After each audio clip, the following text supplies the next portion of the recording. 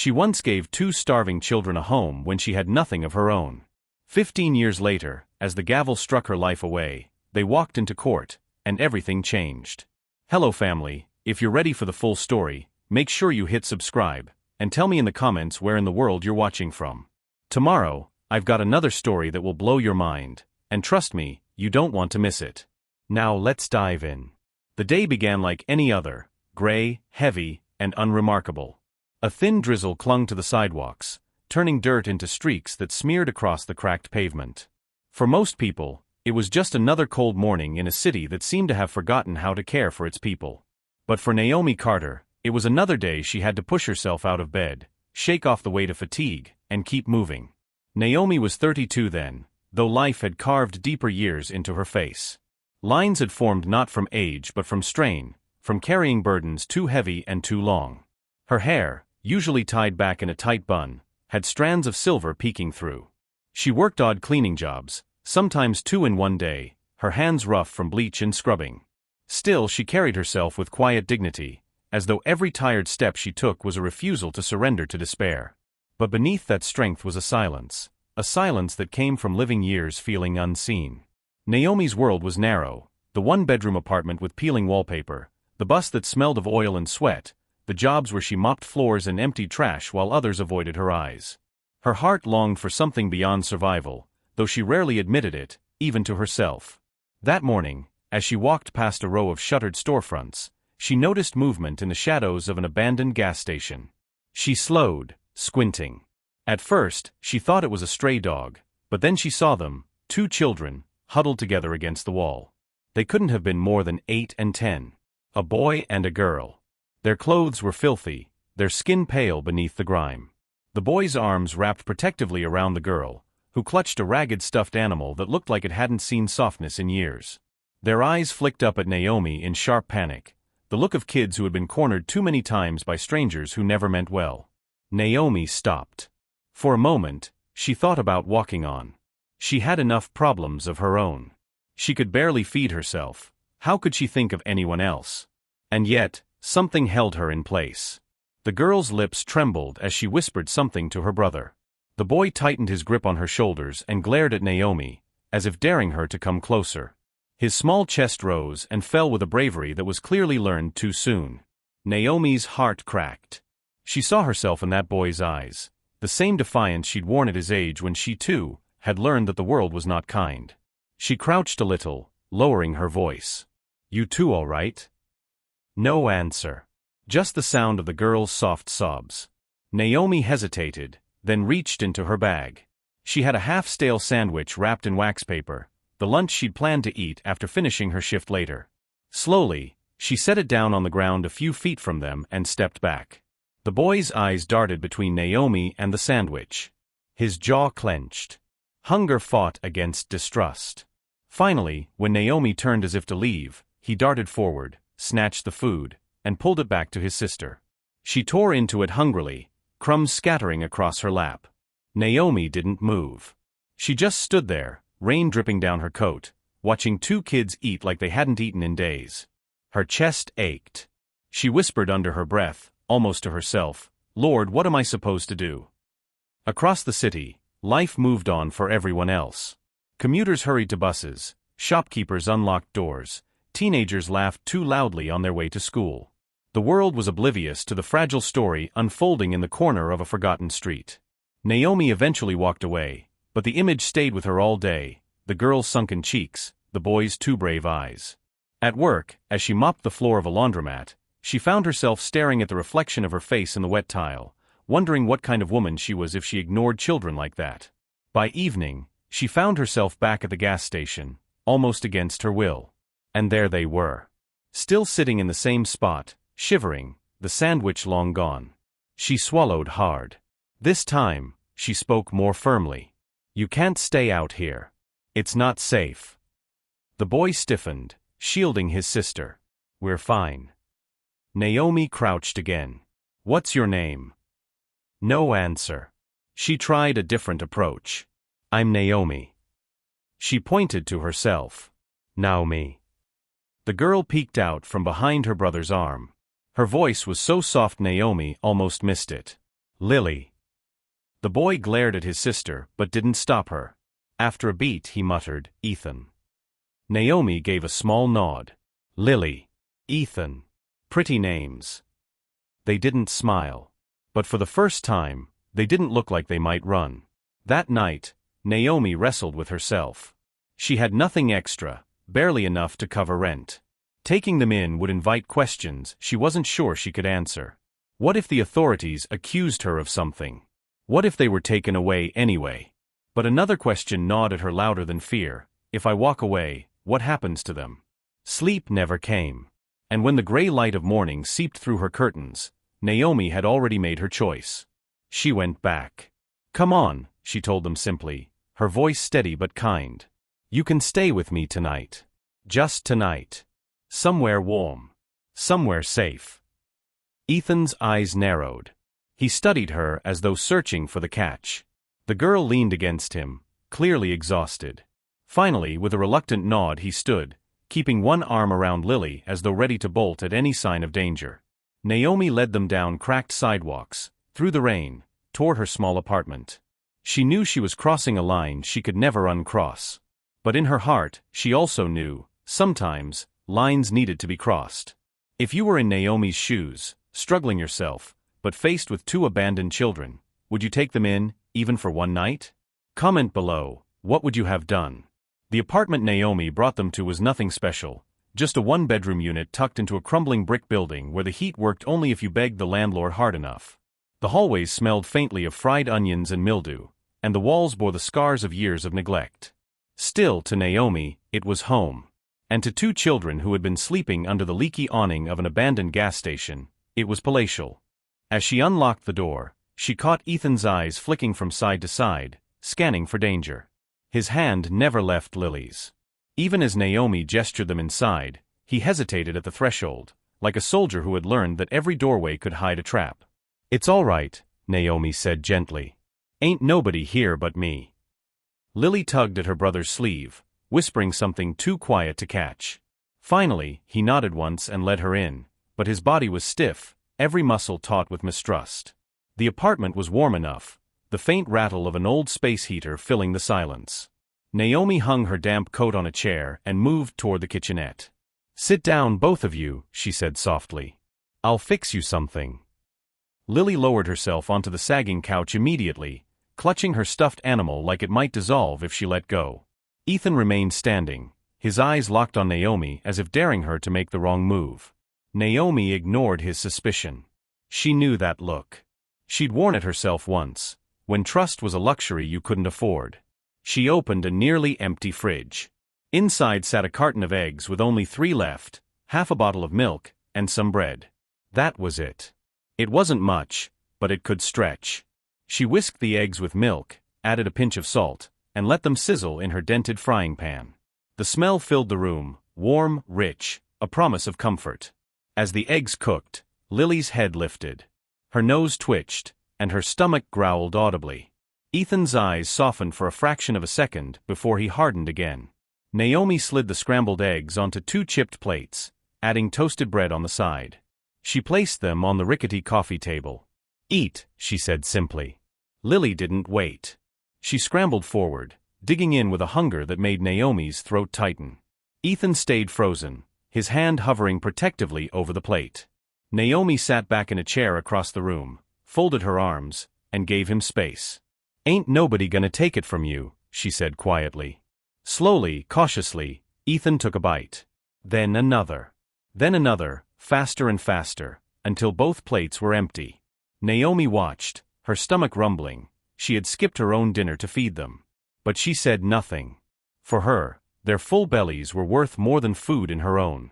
Afterward, Lily leaned against the couch cushion, her eyelids heavy. Ethan wiped his mouth with the back of his hand and finally spoke. Why you doing this? His tone was sharp, almost accusatory. Naomi met his gaze without flinching. Because I know what it's like to be hungry. And cold. And wishing somebody would care. Silence stretched between them. Lily yawned, curling into a ball, her stuffed animal tucked under her chin. Within minutes, she was asleep. Ethan stayed awake, sitting cross-legged on the couch, staring at Naomi. His eyes were old, too old for a boy his age. She could see the questions racing through his mind. What does she want? How long will this last? When will she turn on us? Naomi reached for a folded blanket from the closet. She held it out, careful not to move too close. Here. For her. Ethan hesitated, then snatched it from her hand. He tucked it around Lily with surprising tenderness. For the first time, Naomi saw the boy not as a bundle of suspicion and anger, but as a child doing everything he could to keep his sister safe. Her chest ached again. Later that night, Naomi lay awake in her own bed, staring at the water-stained ceiling. Questions battered her. What if social services find out? What if I can't afford this? What if they don't even want me? But beneath the fear was something else, something steadier. A sense of rightness, as if this choice had been waiting for her all along. She thought of her own childhood, of nights when she'd gone to bed hungry, of mornings when no one came to wake her for school. She remembered promising herself, at 13 years old, that if she ever had the chance, she would never let another child feel that alone. Now the chance had come. And it scared her to death. The next morning, the routine shifted. Naomi set out bowls with the last of her cereal. Lily ate with quiet delight, crunching happily. Ethan ate slower, still watching Naomi like a hawk. When Naomi put on her coat for work, Ethan stiffened. Where you going? To work, she said, tying her scarf. I clean offices downtown. I'll be back this afternoon. He frowned. You leavin' us? Naomi crouched to meet his eyes. No. I'm comin' back. Always comin' back. You hear me? Ethan didn't nod, but something flickered in his eyes. Something like hope. At work, Naomi couldn't stop thinking about them. Would they still be there when she returned? Or would she find the apartment empty, the kids vanished back into the streets?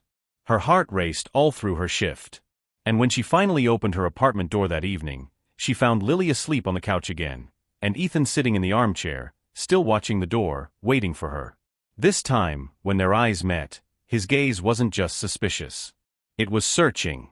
Testing. Naomi closed the door gently behind her. Told you I'd come back, she said softly.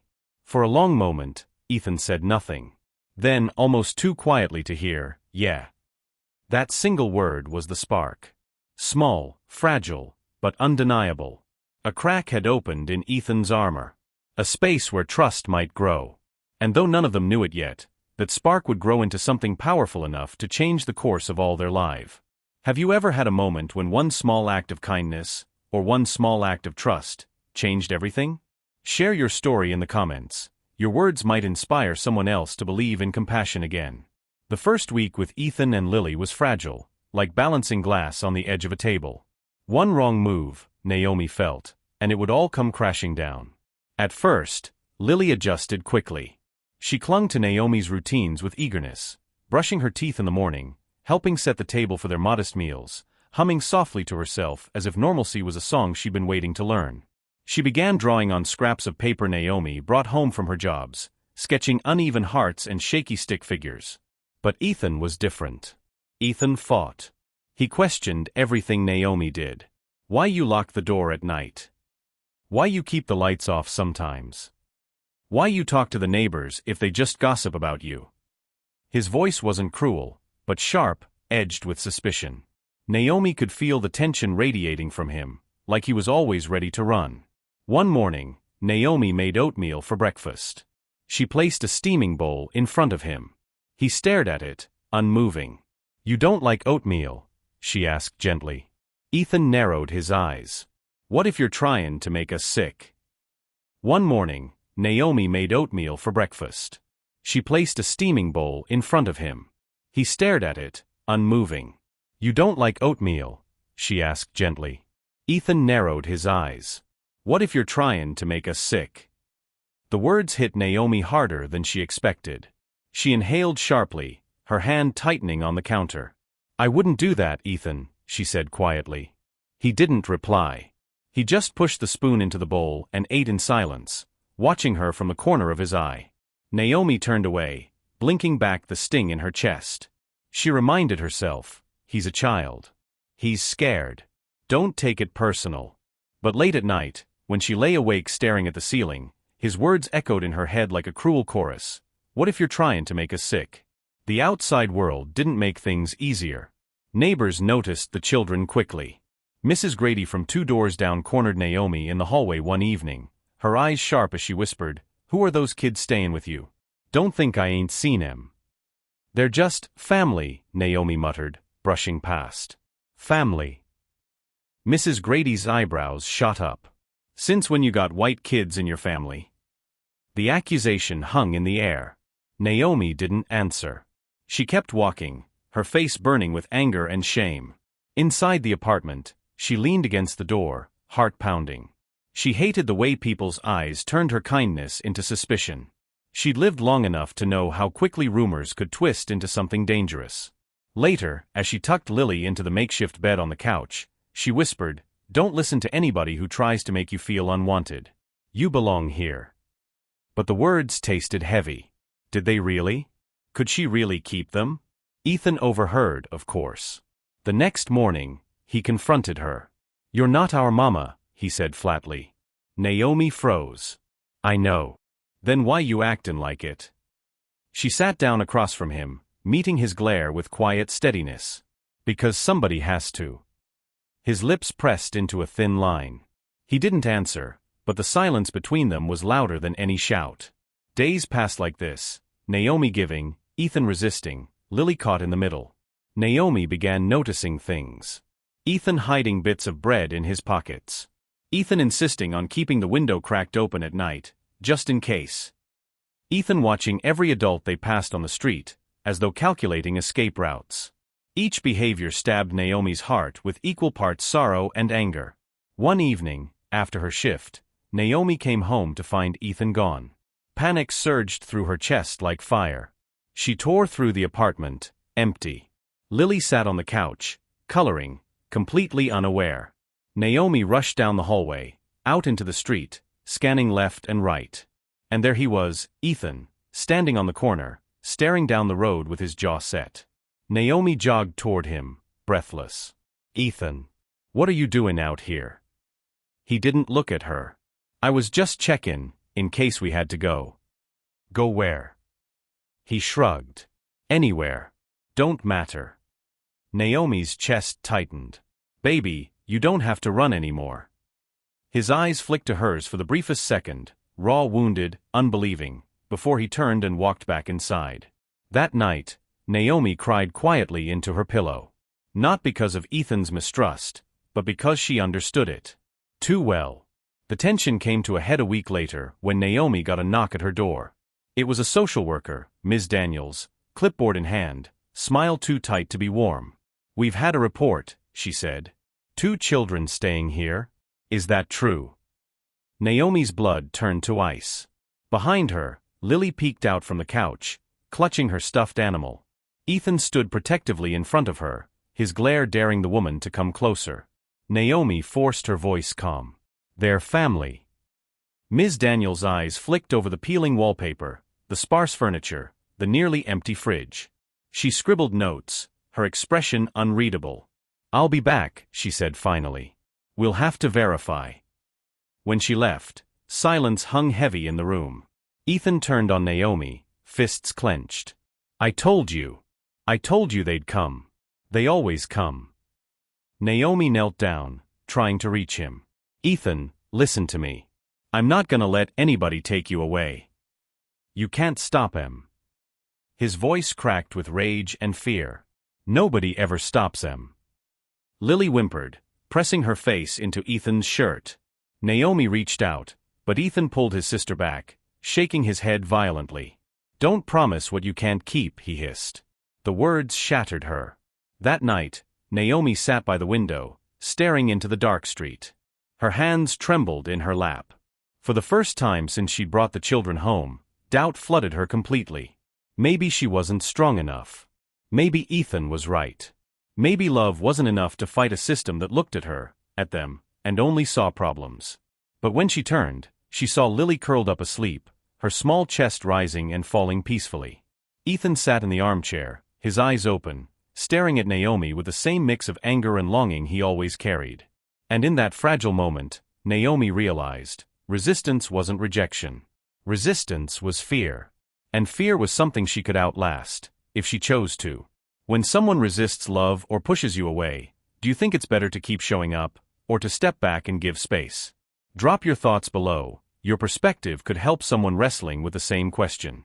The knock from the social worker didn't just rattle Naomi's nerves, it reshaped the atmosphere in the apartment. The air seemed heavier, the silence sharper. Every creak of the hallway outside made Ethan flinch. Every ring of the phone made Naomi's stomach twist. Days stretched on, and though Ms. Daniels hadn't yet returned, her presence hovered like a storm cloud. Naomi knew what could happen: inspections, judgments, custody battles. She'd seen families, good families, torn apart because someone decided they weren't good enough. And yet, the children stayed. Not because they trusted her, not yet. But because they had nowhere else to go. That reality bound them tighter than choice ever could. The first real test came one evening when Naomi returned from work late, exhausted. She'd managed to bring home a grocery bag, beans, rice, a small pack of chicken thighs. Not much, but it would stretch. She set the bag on the counter. Lily clapped her hands softly, her eyes lighting up at the sight of food. Ethan stayed in the corner, arms folded, his expression unreadable. Naomi tried to lighten the mood. "How about we cook together tonight?" Lily nodded eagerly. "Can I stir?"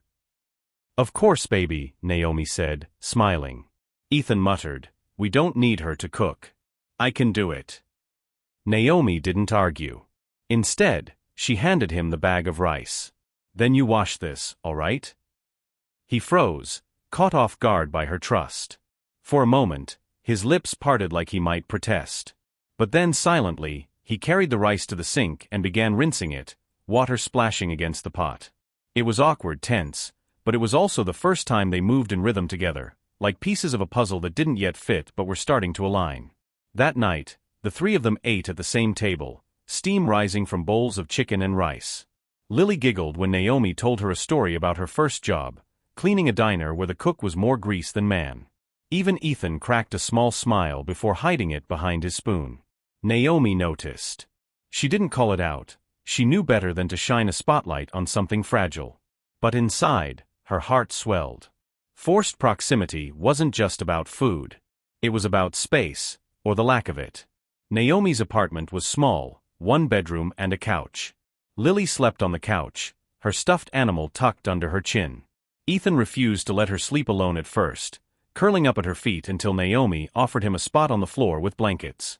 It meant they were always near each other, brushing shoulders in the kitchen, crossing paths in the hallway, breathing the same air in their too small living room. At first, it made Ethan restless. He complained, paced, opened and shut the window as if testing escape routes. Naomi didn't push back. She let him test the edges, knowing he needed to feel out the limits of their world before he could rest in it. But slowly, so slowly, something shifted. One night, Naomi woke to a soft sound. She peeked into the living room and found Ethan, not on the floor, but sitting upright in the armchair, watching Lily sleep. His eyes drooped with exhaustion, but he refused to close them until Naomi whispered from the doorway, "She's safe, baby. You can sleep." For a long time, he stared at her, the distrust still there. But finally, his head lowered, and he drifted off. Then came the storm. It was a Saturday evening when the sky split open, rain hammering against the windows. The lights flickered once, twice, and then went out completely. Lily squealed, clutching her stuffed animal. "It's too dark." Naomi lit a candle and set it on the table, the soft glow casting long shadows. She crouched beside Lily. "It's just the power, sweetheart. Nothing to be afraid of." Ethan tried to act tough, but Naomi saw the way his hands shook. The thunder reminded him of something, memories he wouldn't speak. "Come sit by me," Naomi said, patting the floor beside her. For once, Ethan didn't argue. He and Lily sat close, pressed against Naomi as the storm raged outside. Naomi wrapped her arms around them, their small bodies warm against her sides. For hours, they stayed like that, huddled in the candlelight. Naomi hummed an old gospel tune her mother used to sing, her voice low and steady, and gradually, the children's breathing slowed. Lily fell asleep first, then Ethan, his head slumping against Naomi's shoulder. Naomi sat still, afraid to move, afraid to break the fragile moment. Her throat ached with unshed tears. For the first time, they weren't just in her home. They were in her arms. But forced proximity wasn't all tenderness. It also meant conflict couldn't be avoided. The next morning, Ethan exploded. "You can't keep us here forever," he shouted, startling Lily. "You think you can just trap us in this place and play house?" Naomi's jaw tightened. "I'm not trapping you, Ethan. I'm keeping you safe." His eyes burned with rage and pain. "Safe? Nobody can keep us safe. People always leave. Always." The words cracked out of him like lightning. Naomi stepped closer, but he recoiled, his small body trembling. For a moment, she wanted to argue, to tell him he was wrong. But instead, she softened her voice. "Maybe people always left before. But I'm not people. I'm me. And I'm not leavin'." Ethan shook his head violently, his eyes shiny with tears he refused to let fall. He stormed to the corner, pulling Lily with him, muttering under his breath. Naomi stood in the middle of the room, her chest aching.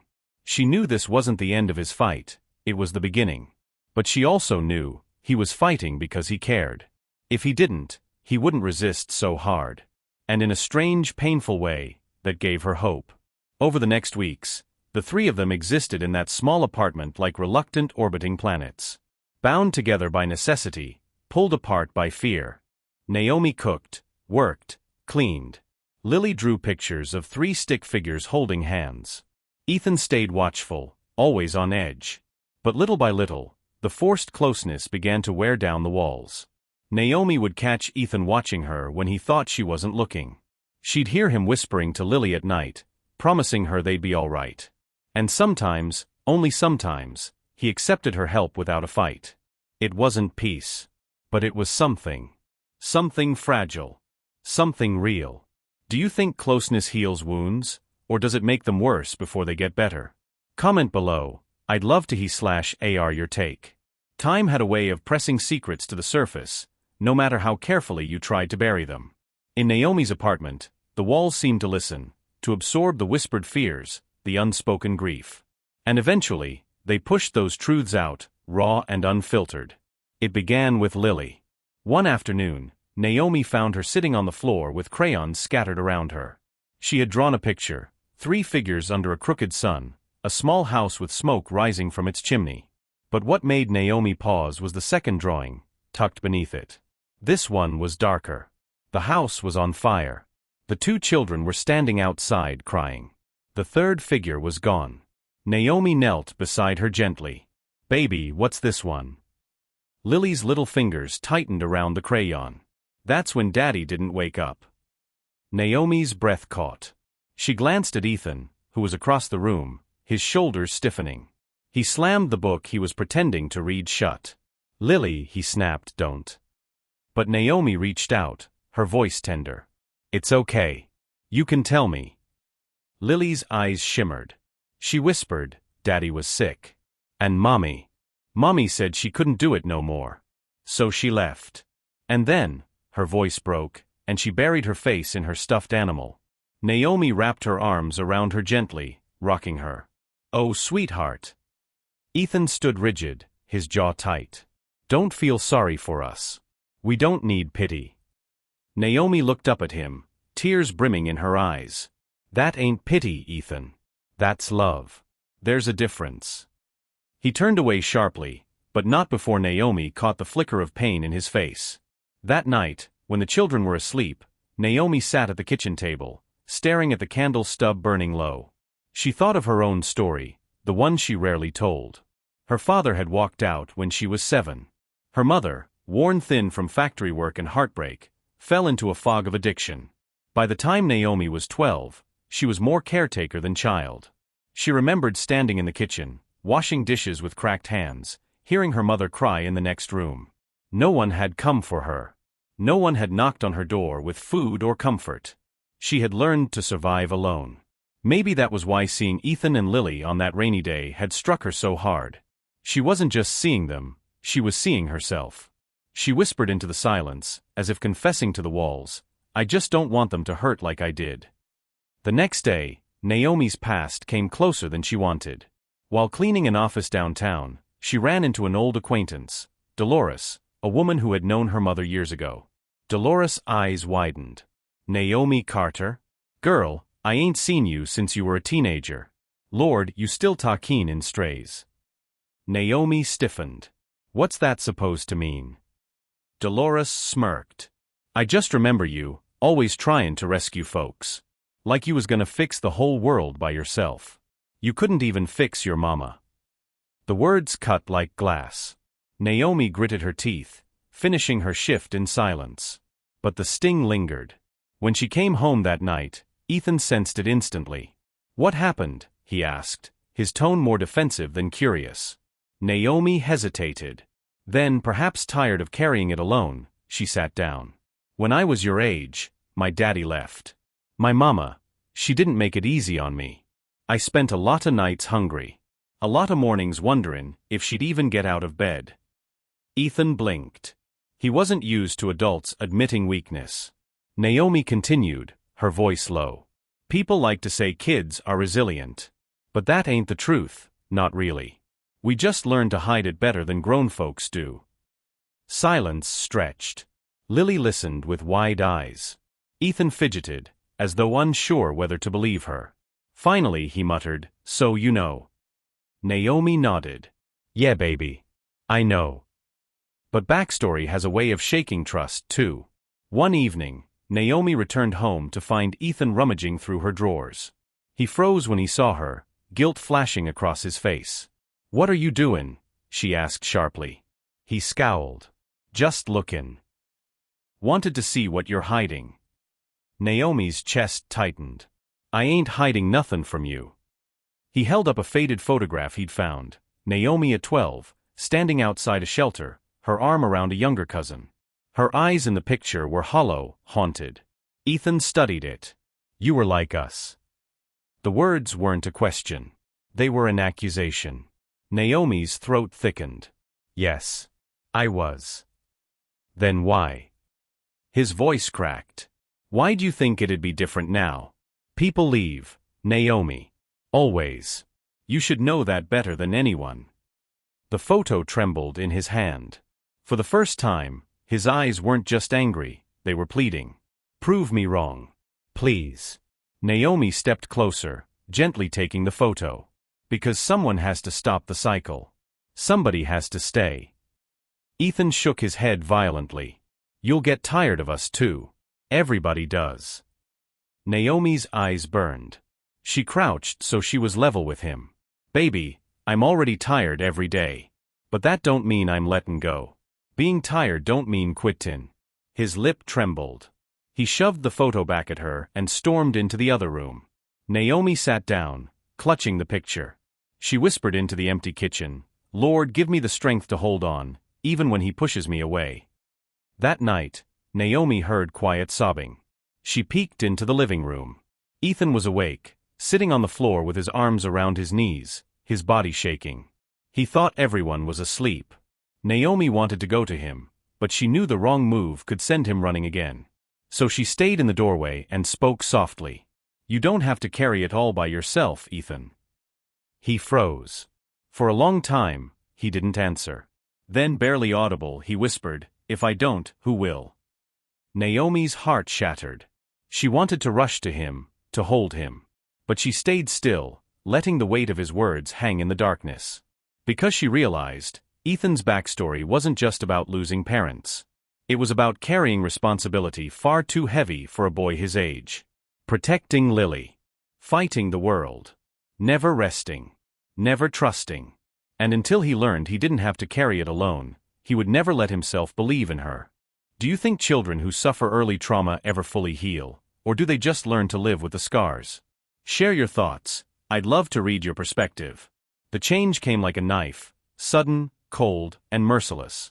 Naomi had just come home from her evening shift, her feet sore, her spirit weary but buoyed by the sound of Lily's laughter spilling from the apartment. She carried a bag of groceries, humming softly to herself. For a moment, everything felt safe. Then she saw the door. It was ajar. Her stomach dropped. Ethan? Lily? Her voice trembled as she pushed it open. The living room was a mess. Drawers pulled out. Papers scattered. The fragile comfort of their home violated. And standing in the middle of it all was Ms. Daniels, the social worker, flanked by 2 police officers. Lily cowered on the couch, clutching her stuffed rabbit. Ethan stood in front of her, defiant but trembling. Naomi froze. "What is this?" Ms. Daniels' expression was icy. "We received an anonymous report, claims of neglect, unsafe conditions, unfit guardian." Naomi's pulse roared in her ears. "That's a lie. You can see these children are safe." The officer stepped forward. "Ma'am, we need you to come with us." Lily let out a cry. Ethan snarled, "Don't you touch her." Naomi's knees weakened. She dropped the groceries, apples rolling across the floor. "Please. Please, not like this." They arrested her that night. The charges were shocking, cruel, child endangerment, fraud, even theft from her job. Naomi sat in the holding cell, her hands trembling as the weight of it crushed her. She thought of Lily's tears, Ethan's desperate eyes. She had promised never to leave them. And now she had broken that promise. The days that followed blurred into misery. Court hearings, accusations, lawyers who looked at her like she was already guilty. Naomi tried to explain. She hadn't stolen anything, she hadn't endangered anyone. But the system was deaf. It didn't matter that she had worked double shifts to feed those kids. Didn't matter that she had given them love when no one else would. All the world saw was a poor black woman with 2 white children. And to them, that looked suspicious. Back at the apartment, Ethan unraveled. He paced the floor, fists clenched, rage burning in his chest. They're gonna take her away. Just like they took Mom. Just like they took Dad. Lily sobbed. But she said she wouldn't leave. She didn't. Ethan snapped, though his voice cracked. They took her. They always take people. He slammed his fist against the wall, leaving a dent. We should have never trusted her. We should have stayed on our own. Now look what happened. But even as the words left his mouth, guilt consumed him. Because deep down, he knew, Naomi had given them more than anyone ever had. And losing her hurt worse than anything. Meanwhile, Naomi sat in her cell at night, whispering prayers into the darkness. "Lord, give them strength. Don't let them believe I abandoned them. Please." Tears slid down her cheeks. She thought of Ethan's stubborn pride, Lily's fragile laughter. She thought of the promise she had made, "I ain't leavin'." And now, here she was, behind bars, her freedom ripped away. The cruelest part was knowing they probably thought she had lied. Weeks dragged on. Naomi's case grew heavier. Witnesses came forward with fabricated stories, co-workers claiming she had stolen, neighbors whispering she was unstable. It felt orchestrated, like someone wanted her buried. And then came the verdict. Life in prison. Naomi's body went cold as the gavel struck. Life. As if all her sacrifices, her love, meant nothing. The courtroom blurred. She searched desperately for Ethan and Lily, but they weren't there. She thought she had lost them forever. But Ethan had been there. He'd snuck in, standing at the back of the courtroom, fists clenched so hard his nails cut his palms. He saw Naomi led away in chains. He saw the world condemn the only person who had ever truly stayed. And something inside him shattered. That night, he sat in the dark with Lily, who clung to him, her small body trembling. "Is she gone forever?" Lily whispered. Ethan swallowed hard, tears streaming silently down his face. He had no answer. But inside, a fire lit. A defiance. "They will not take her from us. Not like this." Back in prison, Naomi wilted. Days turned into weeks, weeks into months. The walls pressed in on her. She tried to hold on to hope, but loneliness gnawed at her. She replayed the memories, dancing in the living room, eating burnt toast, laughing in the rain. And every time, her chest ached with longing. But sometimes in the silence, she heard Ethan's voice in her mind. "You'll get tired of us too. Everybody does." And she wondered if he believed it now. The children, though, had changed. Forced to fend for themselves, Ethan stepped into Naomi's shoes. He cooked meals, kept Lily safe, even went to school meetings. He became harder, sharper. But inside, he carried Naomi's lessons, her faith, her stubborn refusal to quit. Late at night, he would whisper to Lily, "She didn't leave us. They took her. We're gonna fix it." It was the first time he had said "we" about anyone. Then, one fateful afternoon, Ethan stumbled upon a clue. A former coworker of Naomi's, Mr. Jenkins, was drunk in a bar, bragging about how he had set that woman up to cover his own theft. Ethan overheard, his blood running cold. He recorded it on an old phone, his hands trembling. For the first time in his life, he felt power, not the kind that hurt, but the kind that could save. He ran home to Lily, breathless. "We can prove she's innocent. We can save her."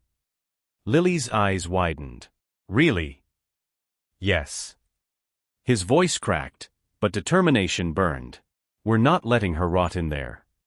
Back in her cell, Naomi prayed again, her voice raw. "Lord, if this is the end, let them know I loved them. Let them know I never quit on them." But miles away, the children she once saved were preparing to save her.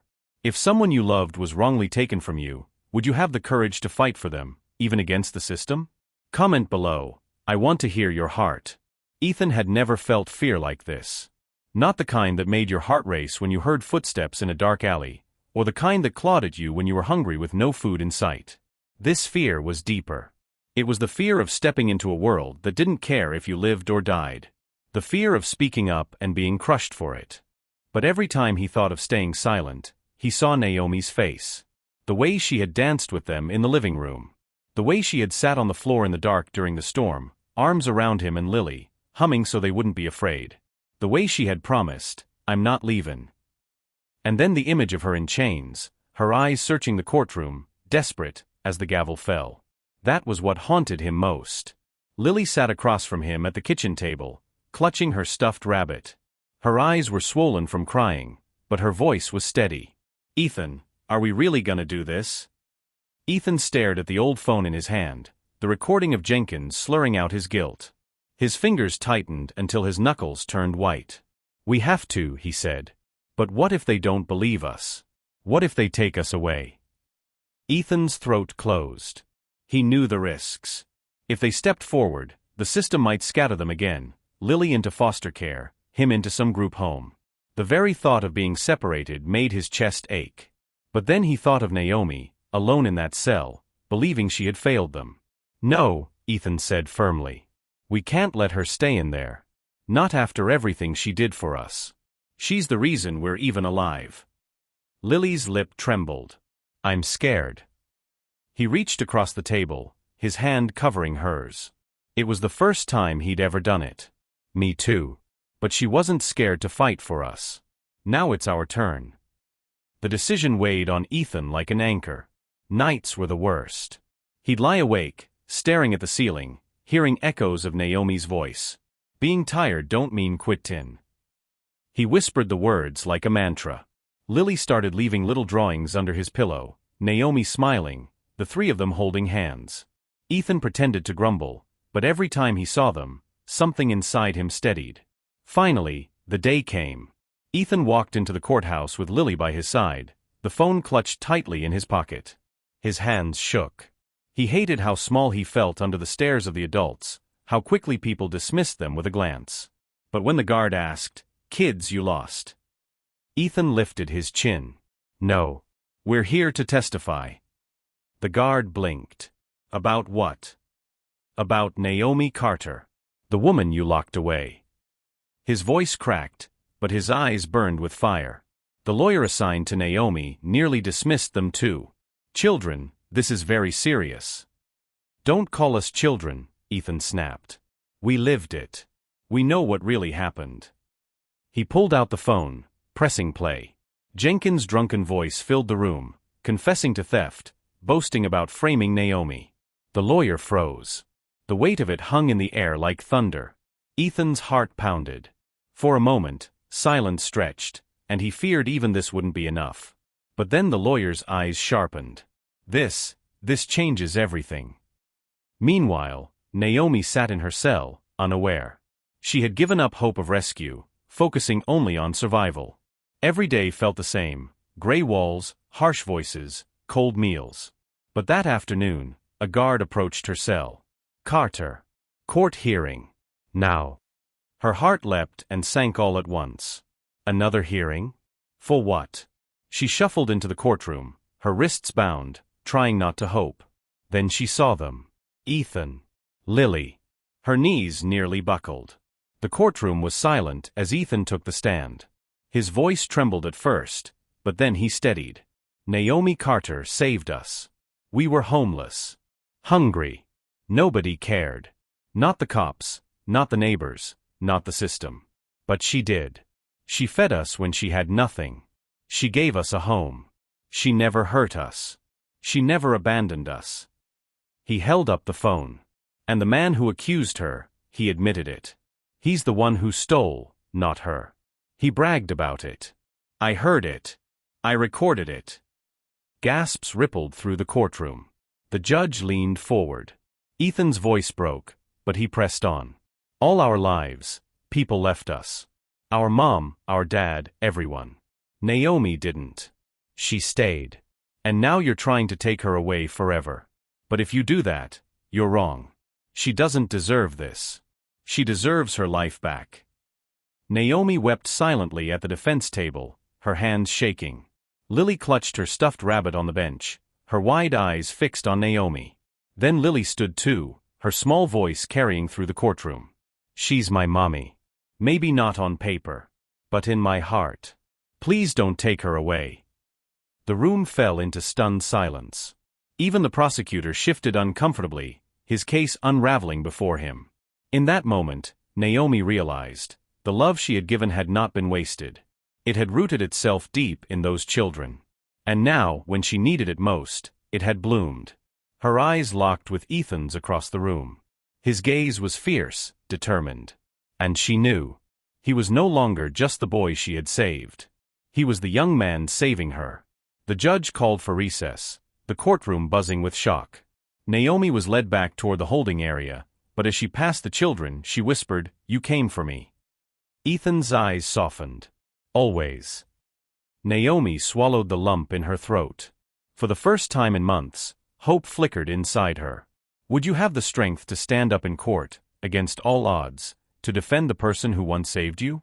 Drop your answer below. I'm curious how many of you would take that risk. The courtroom was restless when they reconvened. Papers shuffled, whispers buzzed, the judge's gavel hammered for order. But Naomi hardly heard any of it. Her eyes were locked on the two figures seated at the front, Ethan sitting rigid, Lily clutching her rabbit. They had chosen. She wanted to run to them, to pull them into her arms and never let go. But the chains on her wrists clinked when she moved, a harsh reminder, she wasn't free. Not yet. The judge adjusted his glasses. "We've heard unexpected testimony this morning, accompanied by what appears to be a direct recording relevant to the charges against Ms. Carter. We will allow the defense to play it in full." Naomi's breath caught. This was it. The defense attorney pressed play. Jenkins' drunken voice spilled through the speakers, raw and slurred. "Yeah, I pinned it on her. Easy, too. Nobody questions it when it's some broke woman. Ha. Saved my skin. She'll rot, not me." Gasps rippled through the courtroom. Naomi closed her eyes, her hands trembling. The sound was ugly, cruel, but it was also her lifeline. For the first time in months, truth was louder than lies. The prosecutor rose, flustered, scrambling to cast doubt. "Your Honor, these are minors. Their testimony is emotional, unreliable." But Ethan stood again, his voice sharp. "Unreliable? We lived it. You want the truth? Look at us. We're alive because of her. She gave us a home when no one else would. If that makes us unreliable, then maybe you don't know what truth is." The words rang through the room, heavy with conviction. Naomi's chest swelled with pride. He wasn't the broken, angry boy she'd taken in. He was stronger now. And he was standing for her. The judge banged the gavel again. "Enough. The court has heard sufficient evidence. We will adjourn briefly before rendering judgment." Naomi was led back to her holding cell during recess, her heart racing. She pressed her hands together, whispering into the silence. "Lord, if this is your will, let it be done. But please, if there's mercy left for me, let me go home to them." Back in the courtroom, Lily fidgeted nervously beside Ethan. Her small voice broke the silence. "Do you think they'll believe us?" Ethan swallowed hard. For the first time in weeks, his answer came without hesitation. "They have to. Because it's the truth." He reached for her hand, squeezing it tightly. She leaned against him, eyes glistening. It was Naomi's strength living through them. When the judge returned, the air grew so heavy Naomi thought she might faint. Everyone rose, then sat. The gavel struck once more. This court finds that the charges against Naomi Carter cannot stand. Evidence has been presented that directly undermines the prosecution's case, and it appears a grave miscarriage of justice has occurred. Naomi's ears rang. Did she hear that right? The judge's voice steadied. Naomi Carter is hereby exonerated of all charges and is free to go. The gavel struck again. Final. Absolute. Naomi's knees gave out. She wept, the tears unstoppable. The bailiff moved to unshackle her wrists, the chains falling away with a soft clink. For the first time in months, her hands were free. Free. She rose on trembling legs and turned. Ethan was already on his feet. Lily shot forward like a bullet, sprinting down the aisle. "Mommy!" she cried, her voice echoing off the walls. Naomi collapsed to her knees as Lily slammed into her arms. She buried her face in the little girl's hair, sobbing. "I'm here, baby. I'm here." Ethan hung back for a moment, his face tight, his jaw trembling. But then Naomi opened her arms wider. "Come here, son." For a second he hesitated, the boy who had fought her love for so long. Then he broke. He stumbled forward, falling into her arms, his shoulders shaking. Naomi wrapped them both against her chest, holding them as if her life depended on it. In truth, it always had. "You saved me," she whispered through tears. "You saved me just like I saved you." Ethan's voice cracked. "We weren't gonna let them take you. Not again."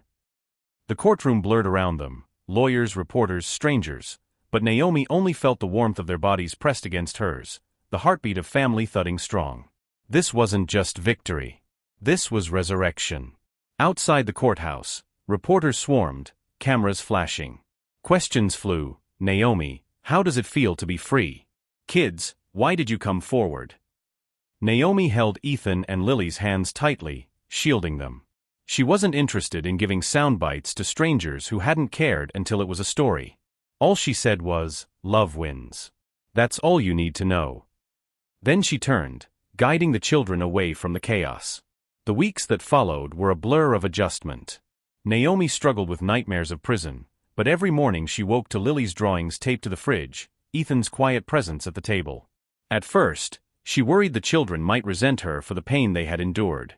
But one evening, Ethan broke the silence.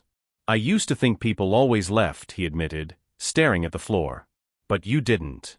Even when they locked you up, you didn't leave. You were still ours." Naomi's throat tightened. She reached across the table, her hand covering his. "And you didn't leave me either. That means more than you'll ever know." One Saturday, they returned to the park where it had all begun, the rain-soaked night Naomi had first seen them. The sky was bright this time, the air crisp.